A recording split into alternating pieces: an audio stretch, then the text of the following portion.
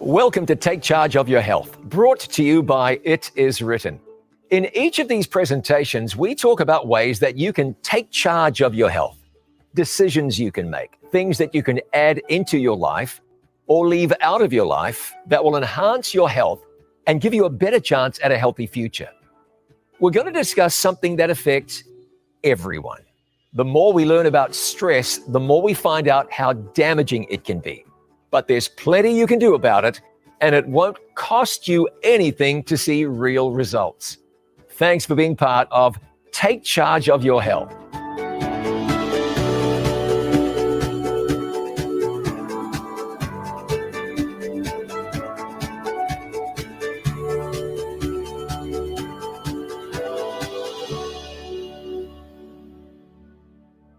This is Take Charge of Your Health. I'm John Bradshaw. Thanks for joining me.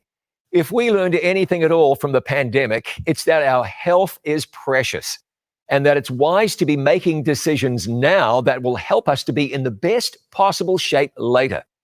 And as we look at stress, we're going to learn something, in fact, a lot about the benefit of rest.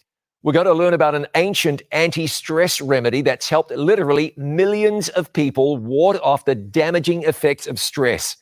Tonight, we will speak with medical professionals.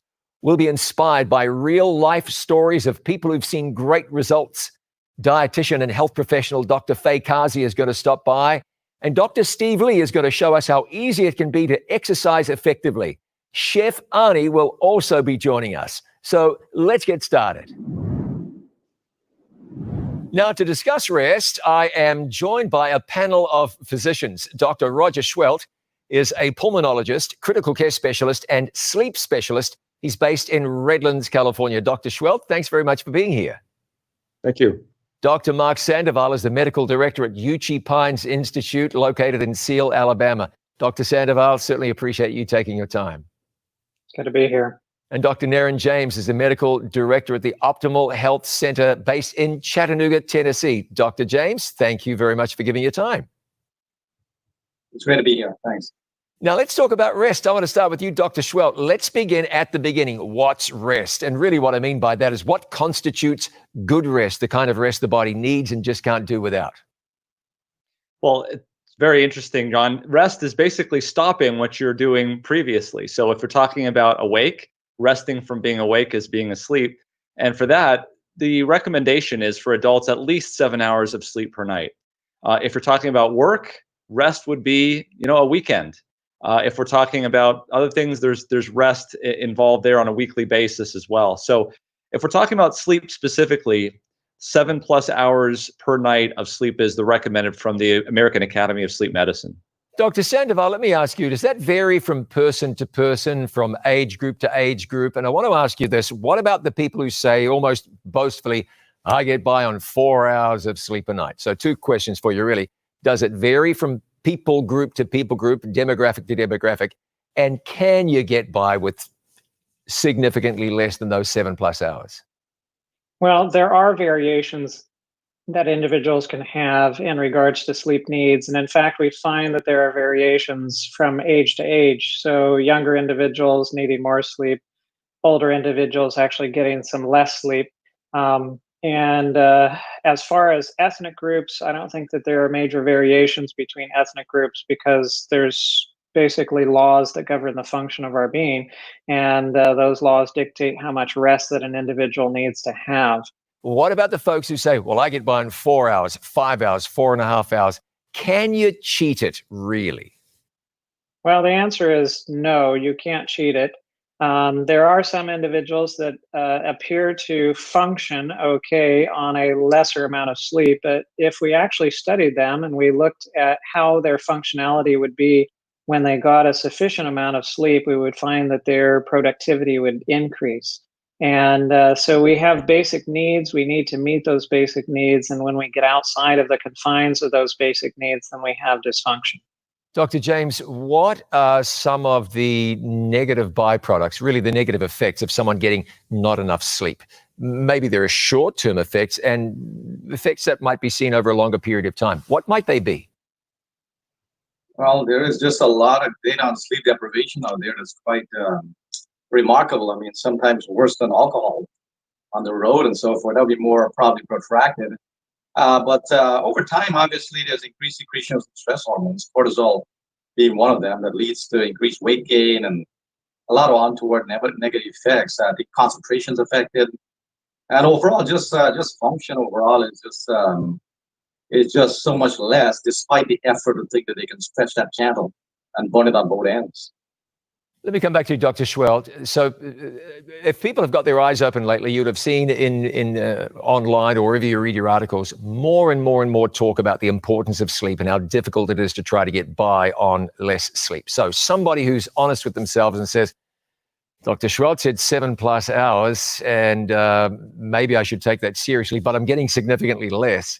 How do you, as simple as it may sound, how do you coach people through actually making changes so they can get more sleep? How do we go about it? Well, the first thing to do is to go through something called sleep hygiene. And anybody can go to the internet and just type in sleep hygiene tips.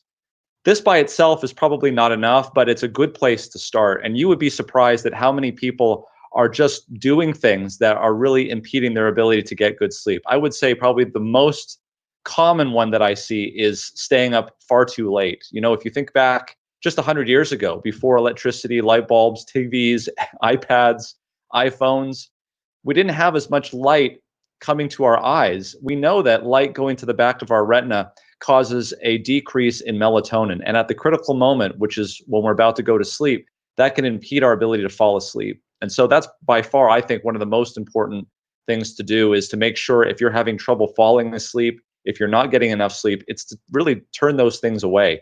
This idea of turning night into day is really a pernicious practice. Dr. Sandoval, are there other things that people do? There's one right there. Are there other things, common mistakes that people are making that impacts the quality of the sleep that they get? Yes, absolutely. We find the opposite that Roger was mentioning is true as well, but the time period is different. Thing that individuals are doing that disrupts their sleep is actually not getting enough light during the daytime. And it's not the amount of light that an individual has, but the type of light. So if you are getting indoor light and that's what you're getting during the daytime, your production of melatonin during the nighttime is significantly reduced. But if you get outdoors and you get actual sunlight, then you have a significantly increased production of melatonin during the nighttime. Dr. James, what does food have to do with this? Diet have to do with this? Is diet in any way connected with the kind of rest, the sort of food you eat, and when you eat? Does that impact the quality of rest, understanding how important rest is? Oh, definitely. I think the recommendation is to eat several hours before bedtime. I think maybe 3 or 4 hours before bedtime. Too often, eating just before bedtime has so much effect. Your stomach keeps working. There is reflux, gastroesophageal reflux, what we call GERD, which can interfere with sleep and the ability to get to what you call REM sleep or rapid eye movement sleep. I'm sure we'll talk about that later. But basically, we have to get into deep sleep. And I think too often people just don't build rest into their schedule. They just think of it as an unnecessary intrusion into their very busy lives. Unfortunately, evidence over time has proven that to be wrong. As a matter of fact, if you look at our own society right now, we have gone to, before we did always have a 5-day work week. At one point during the war, I was told that women they found that people they put them to work way over many hours and they had more accidents, and they had less productivity. So over time, even governments come to recognize that people are better off getting the cycle of rest. And that's pretty much built in by the creator. We just can't overcome a natural thing that's been built into our system for rest. Dr. Schwelt, Dr. James has mentioned REM sleep, rapid eye movement sleep. So there's different kinds of sleep, different stages of sleep. Walk us through some of that. Yeah, so at the very beginning of sleep, you've got something called slow wave sleep, concentrated toward the beginning of the night. And toward the end of the night is REM sleep, or rapid eye movement. Let's talk about rapid eye movement first. As he mentioned, rapid eye movement sleep is a sleep where typically you dream. It's typically where your body is completely paralyzed. It doesn't move. And that's a good thing because you don't want to be acting out your dreams. As we mentioned, this is more towards the end of the night. You may recall sometimes when you dream, it's right before you wake up in the morning, and that's why that's the case.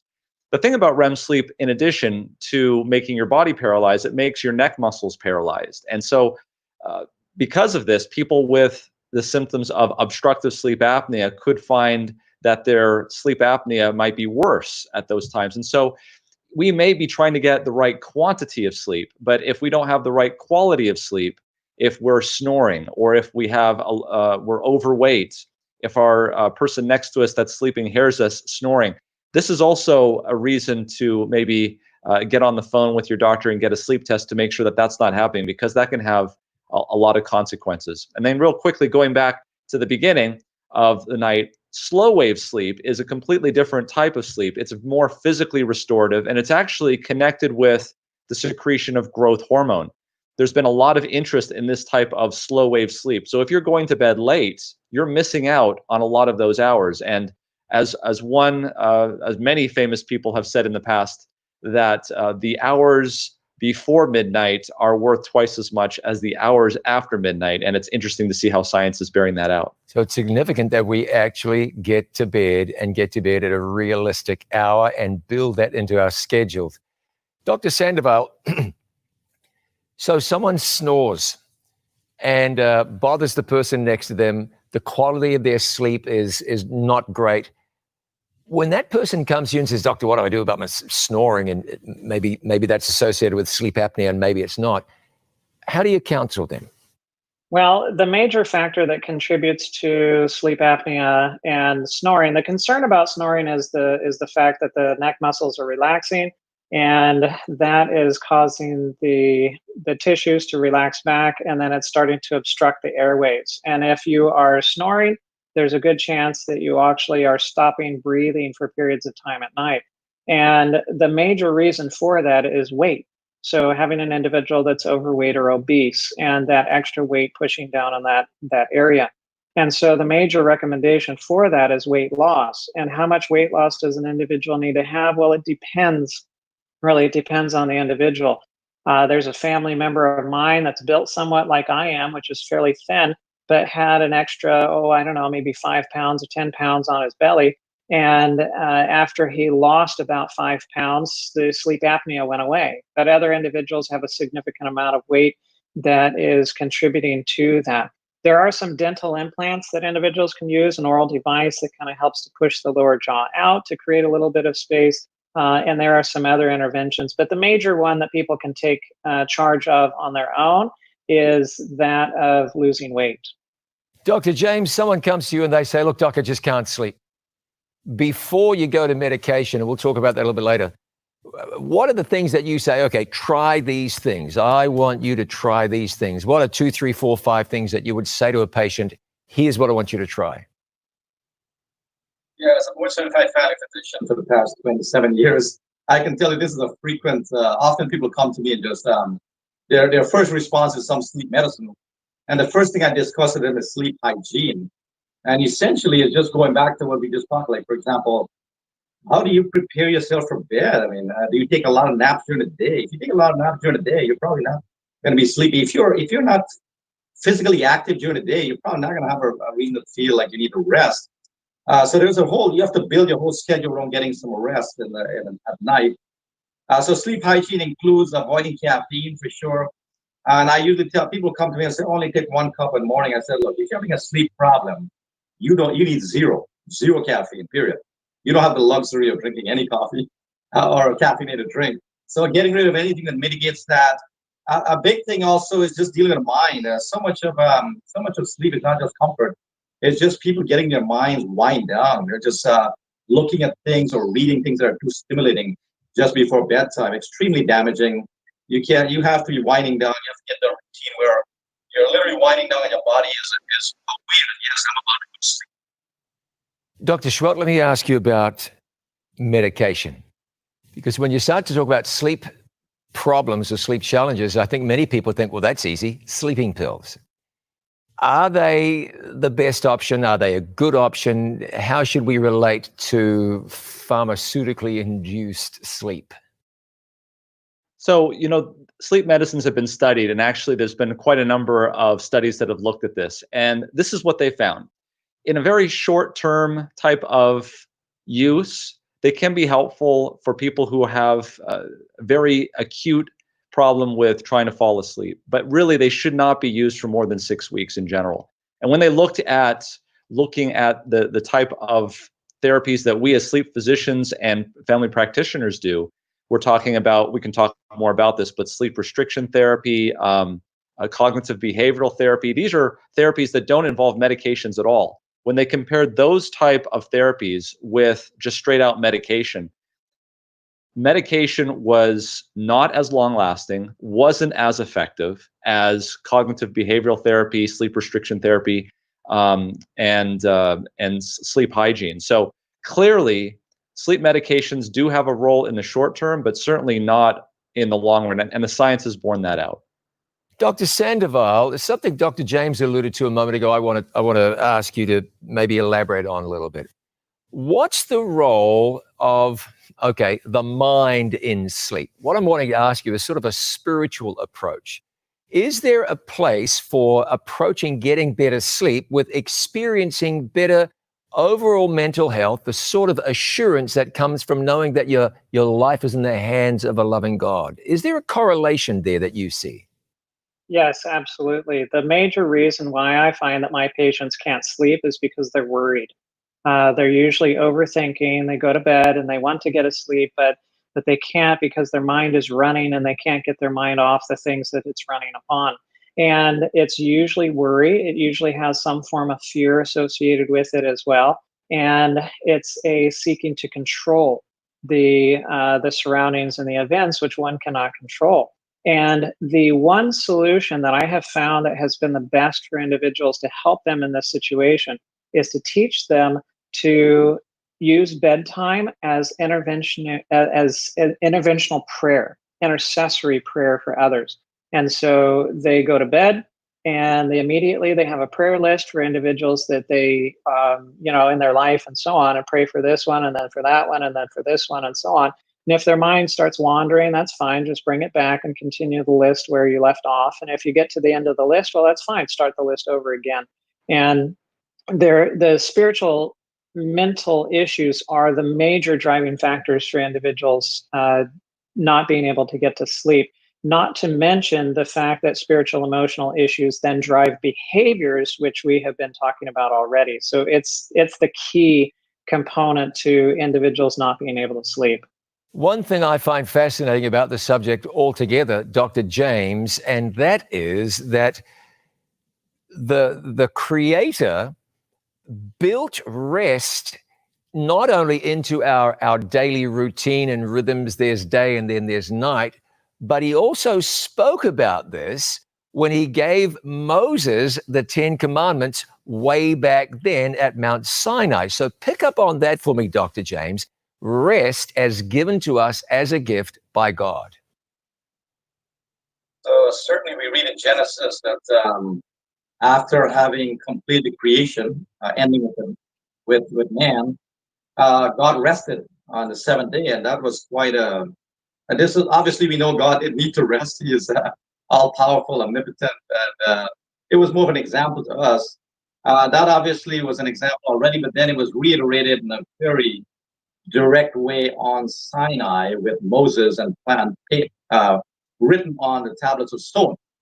So I think that this reflects in the fourth commandment requiring rest 1 day per week, the seventh day. So I think it speaks highly of the fact that the Creator, one who created us, who knows every fiber of being, actually built that into the creation of man and enjoins upon us to take that rest. And subsequent data, secular data, has supported that day of rest as being critical for longevity and quality of life in general. That's very fascinating that way back in the beginning, God rested and he gave rest, Sabbath rest, to the human family. And clearly, even the scientific literature would bear out that that is extraordinarily beneficial to us today. Dr. Schwelt, I'd like to leave the last word with you. Wrap this up for us. Share something with us that you know is significant. We haven't touched on it yet, or maybe you'd like to take something a little deeper than we've been so far.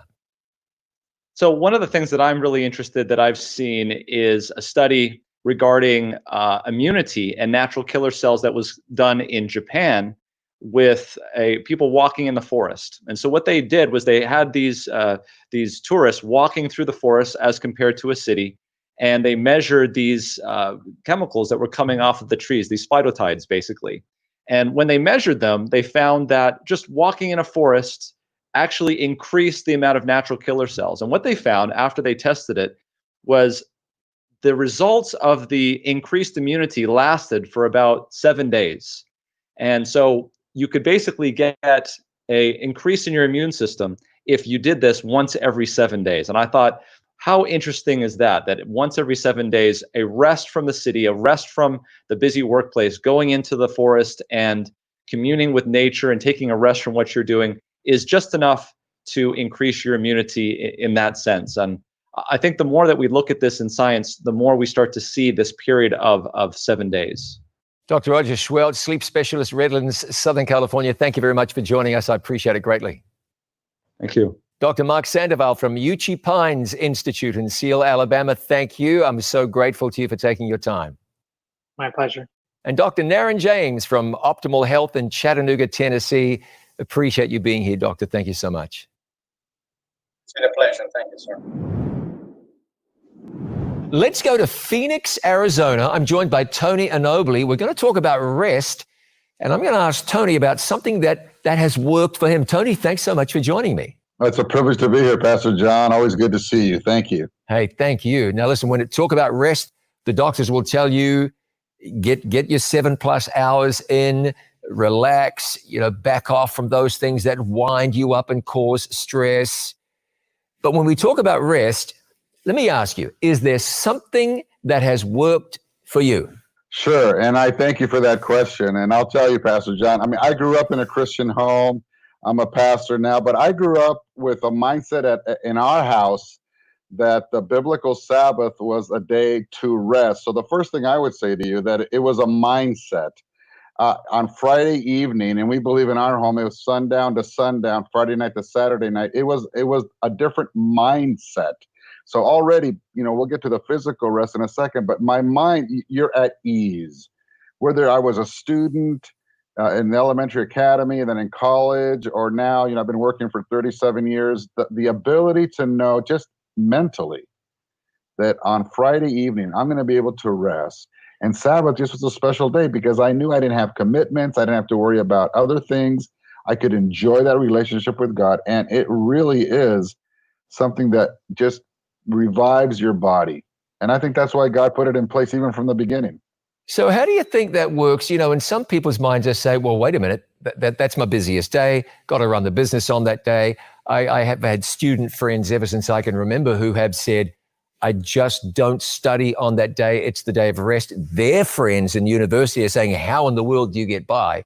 So how do people get by? We both know business owners who shut the business down on that day, students who don't study, and so on and so on. And it seems like they're not disadvantaged. How's that? Well, yeah, not only are they not disadvantages, in my opinion anyway, and in my experience, it's the opposite. I'm a workaholic, and I know you. I know how committed you are. And I'll tell you, even recent events here in the year 2020, my life pretty much came to a stop in terms of because of what's going on. And I didn't realize how fast I was going. And I think that happens to a lot of us. We're just life in the fast lane is so consistent that if we don't stop, first of all, we're killing ourselves literally. So not only does it not disadvantage you, you're recharging your batteries. I mean, if you enter into this, and I happen to believe the Bible with all my heart, so God is giving me a defined period of time to rest physically, mentally, spiritually, emotionally. So, when I have exams and I was in college, I remember how refreshing it was Sabbath to just rest. And then I would hit the book Saturday night or Sunday, whatever, but I was in a better spirit. I was literally refreshed. So yeah, I don't think it's a disadvantage at all. And I'll talk to business owners like you have that have put God to the test in that sense. And they have been abundantly blessed because it really does allow you to slow down and recharge and give you energy for the following week of labors or studies or whatever it is. So spiritual health and mental health are very, very closely related. So what do you think this does for a person's relationship with God? If they're saying, I'm stopping down here for this 24-hour period, what do you think that reminds us of in terms of who God is and the role God plays in our life?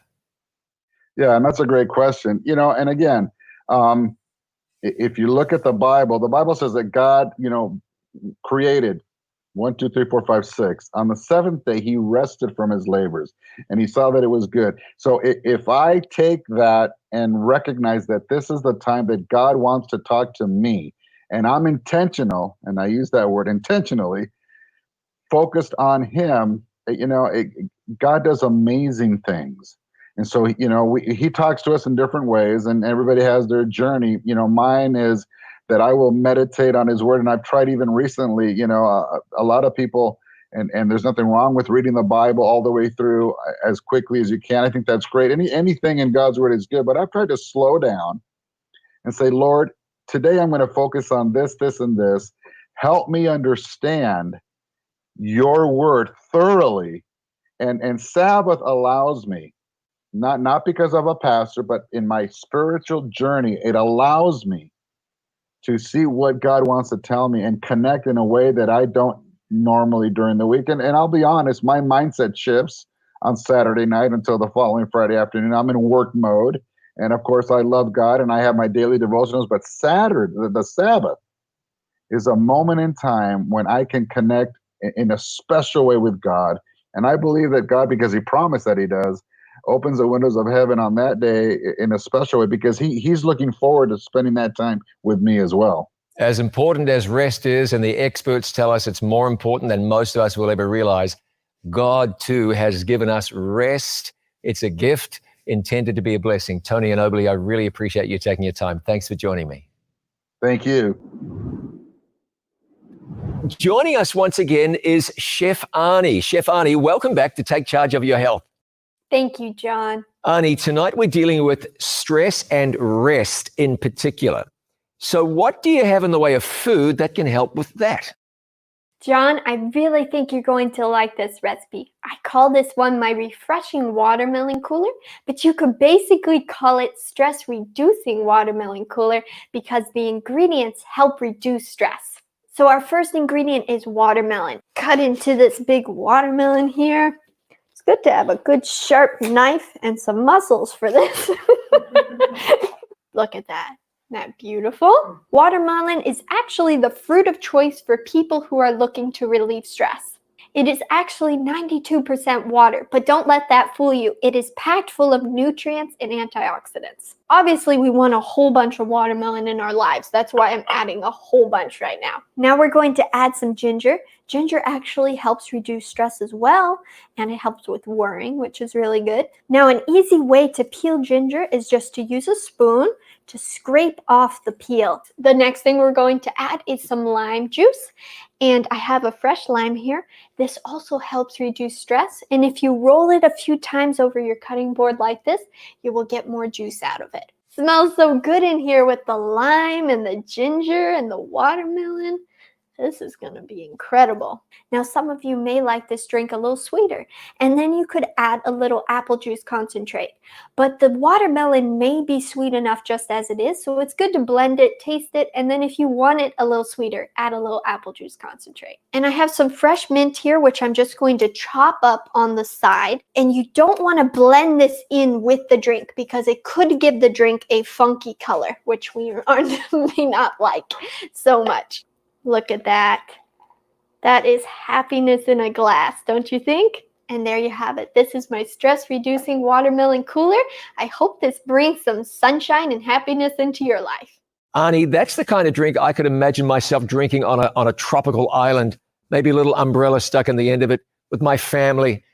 You know what? I haven't tasted that drink, but I already feel less stressed. That is wonderful.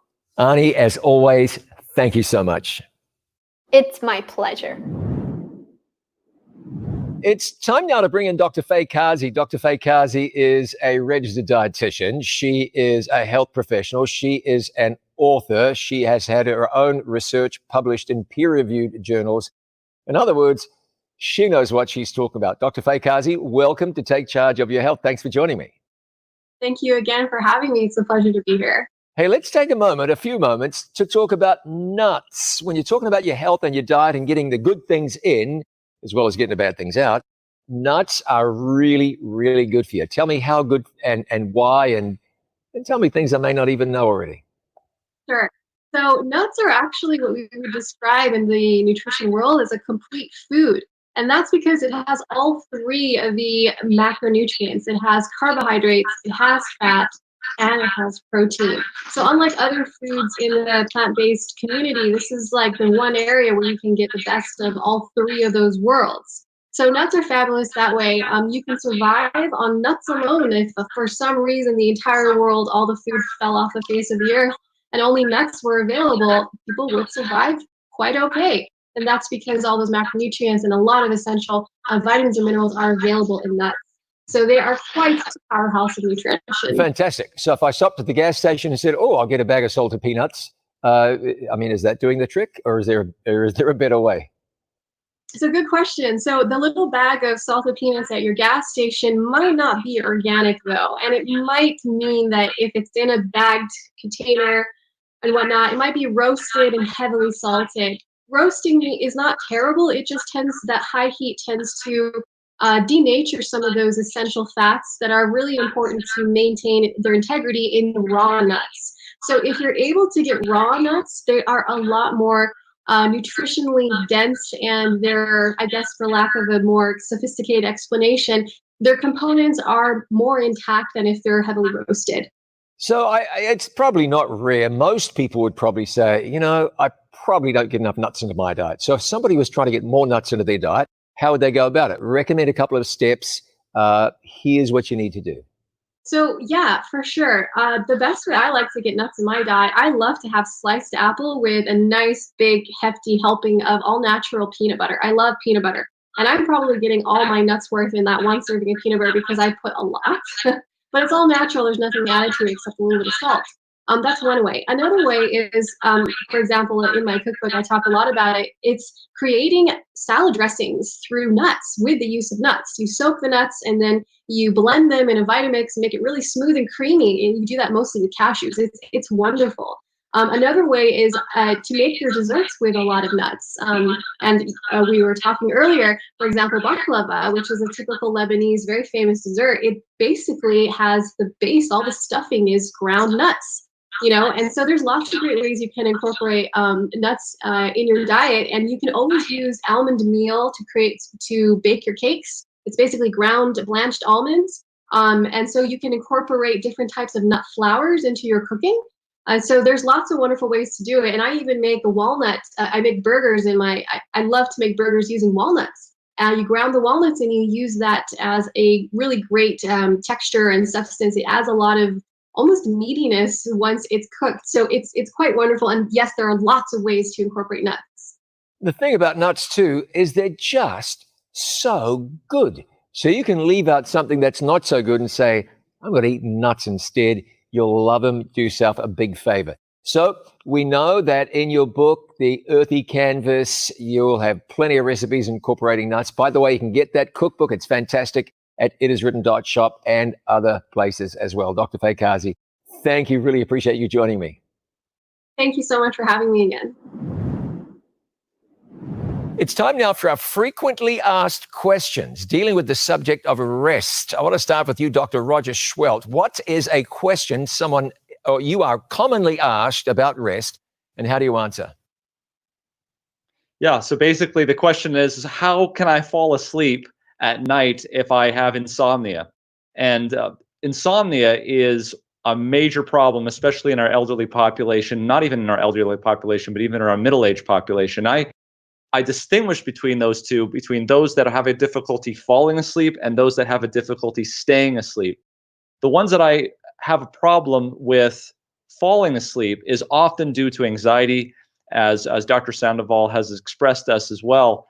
And much of that is rooted in not just being trusting in God, but having anxiety. One of the major things that I found, and many people have found, is that there is an anxiety with the bedroom itself. And so one of the things that I tell my patients to do is, if they're having trouble falling asleep, is to not go into the bedroom with thinking that you're going to fall asleep. If you can't fall asleep, is to go to go to a different room of the house and try to fall asleep, or at least try to be tired there and then go into the room, so that you're not associating all of these failures of trying to fall asleep with the bedroom. And you can get this sort of a subconscious connection. But that's one of the major questions that I get asked all the time. Dr. Mark Sandoval, a frequently asked question regarding rest. What is it?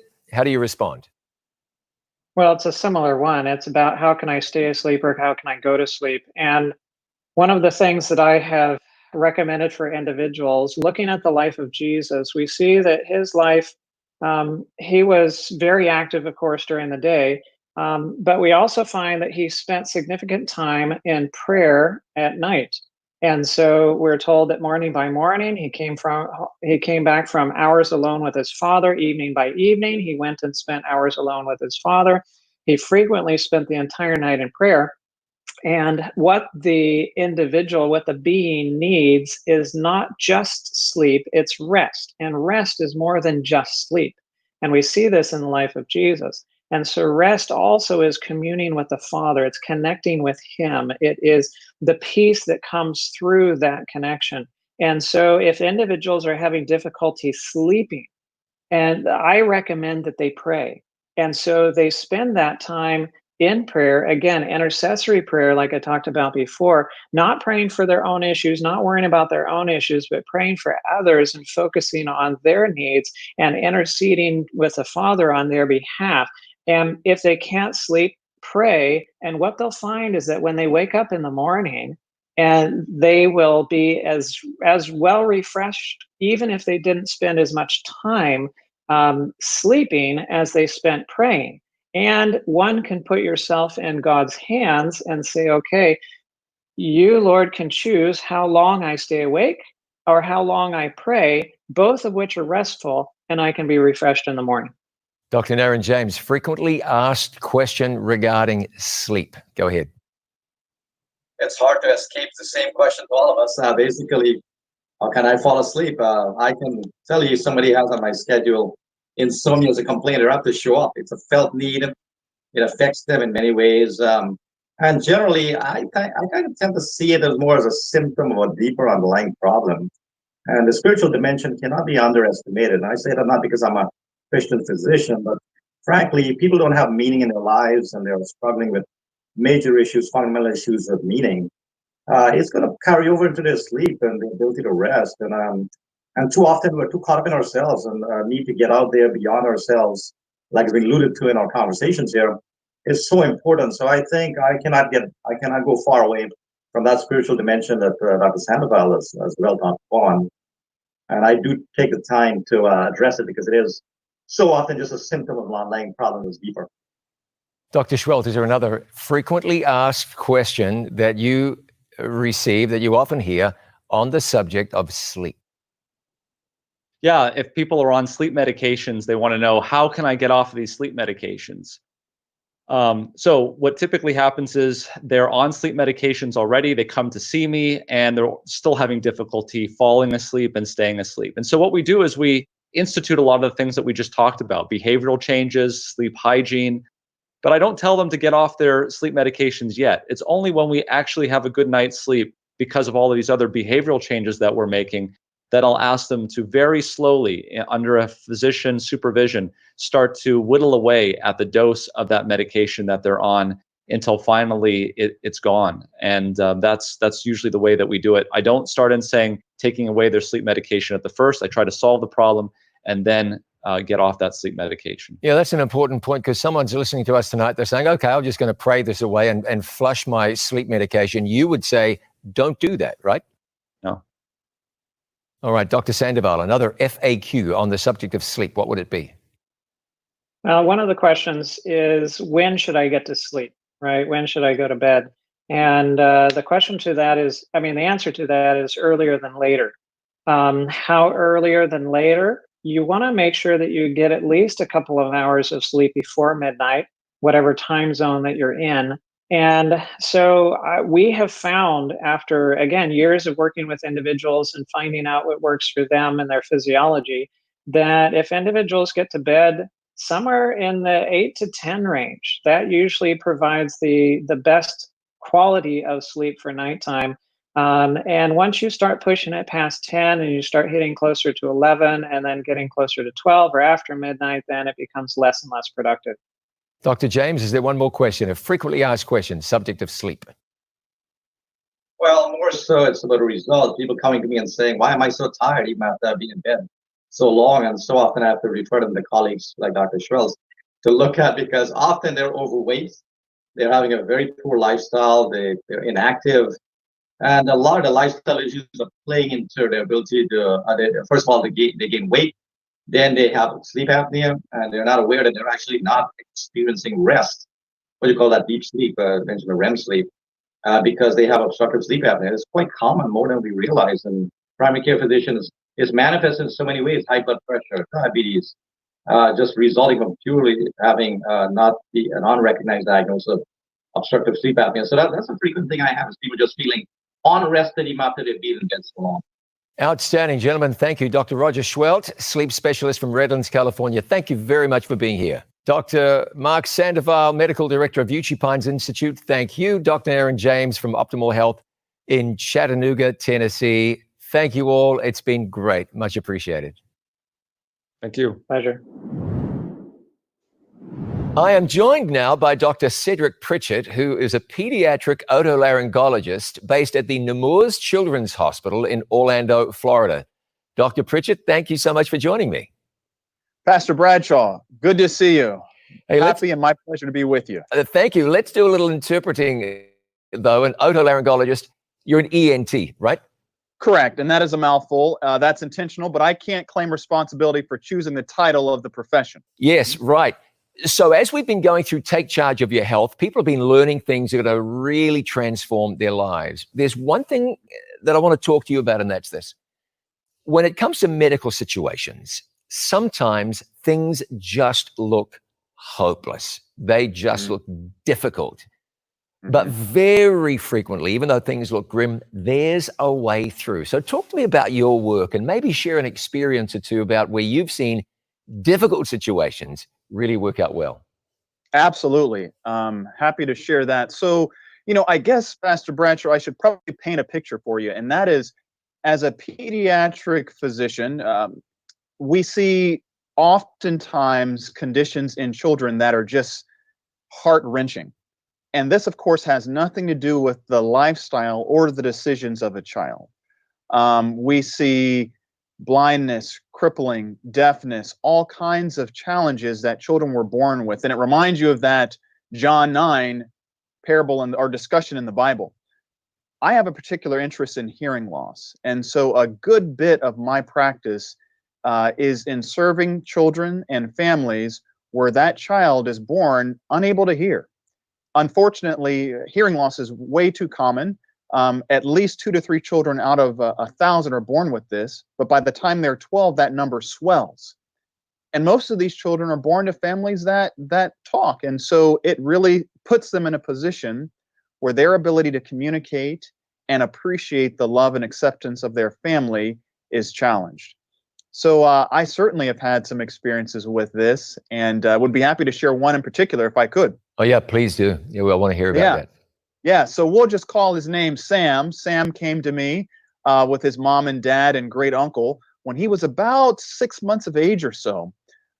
He had been told, his family had been told, that he was born with hearing loss, and the severest kind, which we would consider deafness. And I had to share with them that unfortunately for them, that was going to limit his ability to learn to talk, because it's very difficult to talk and talk understandably if you can't hear. And so we didn't know what the actual cause was.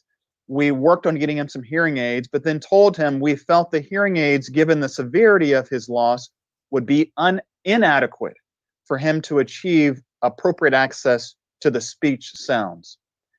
They took some time. It was not an easy prescription to embrace. They did some research. They traveled around. They visited. They even went back to see their family. And in a different country where they had come from originally. But finally, he came back. And to get to the long of the short of it, Pastor Bradshaw, we ended up performing a cochlear implantation procedure for Sam in both of his ears.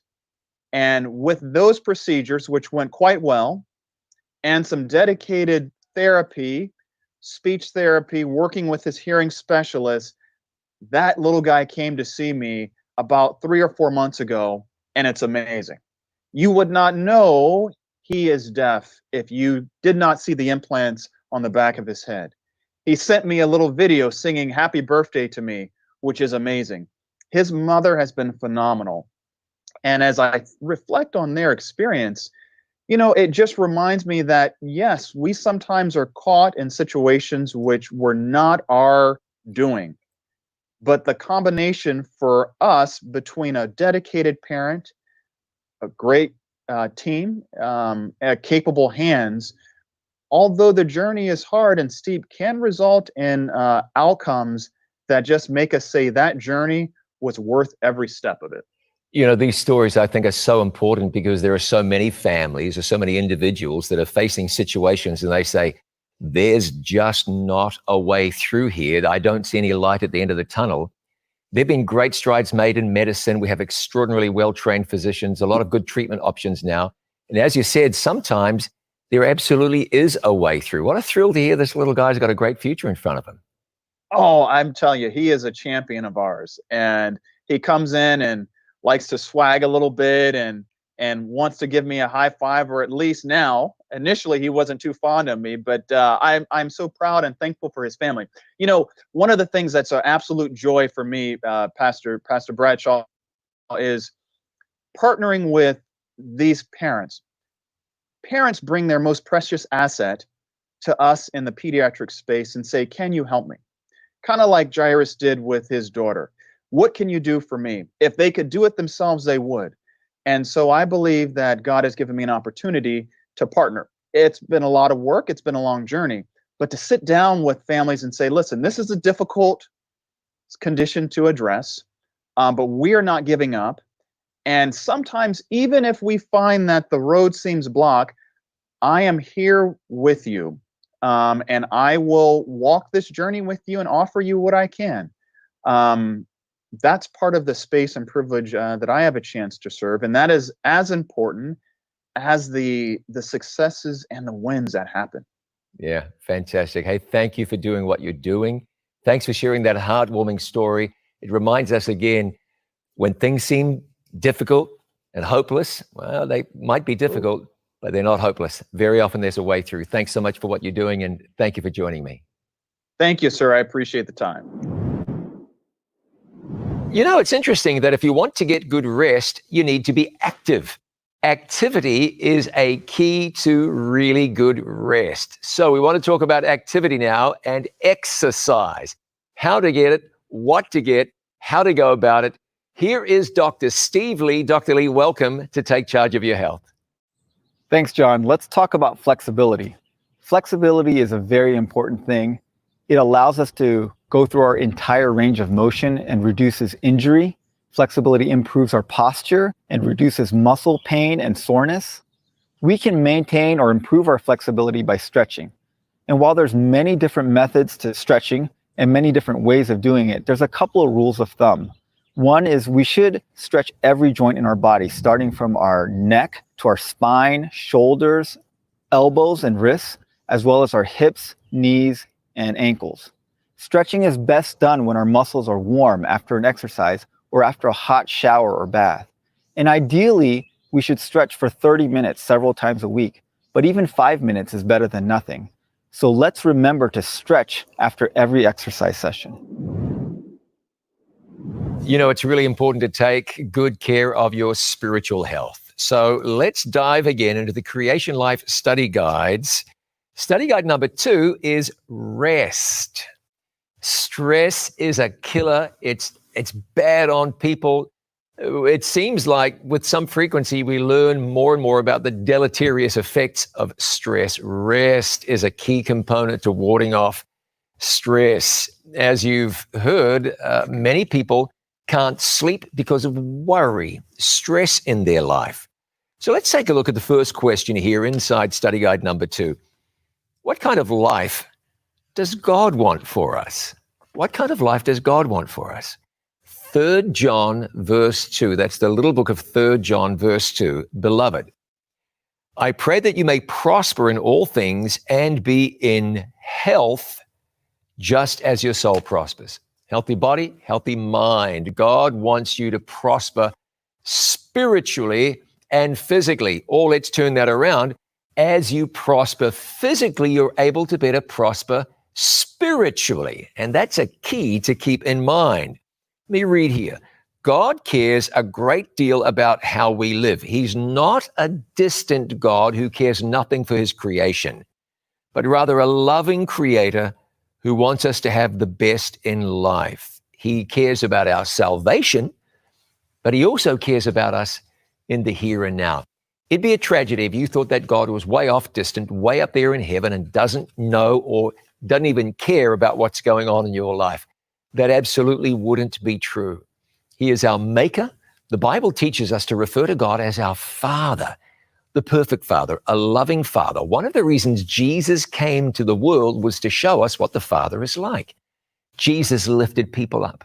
Jesus served. Jesus loved. Jesus healed. Jesus poured himself into the lives of others, revealing to us that that's what God in heaven is like. How can we have the abundant life that God wants us to enjoy? This is question number 2.